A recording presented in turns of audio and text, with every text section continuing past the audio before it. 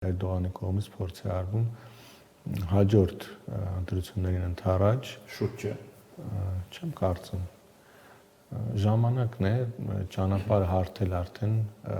ուրեմն իր քաղաքական ժառանգորդների համար եւ քանի որ նրանք այս հարցում անփորձ են լինելու պետք է առաջին հերթին պոտենցիալ հակառակորդներից ազատել այդ ճանապարհը, իսկ Իմամօղլուն ինչպես փորձը ցույց է տվել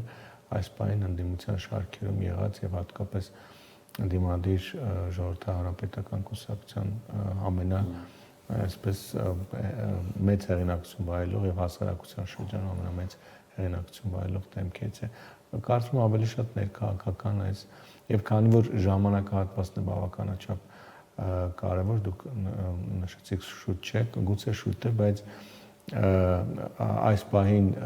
Թուրքիայի ներսում եղած իրողությունների համատեքստում եւ Էրդողանի վարկանիշի հատկապես Սիրիայից հետո արձանագրված դեպքերից հետո եւ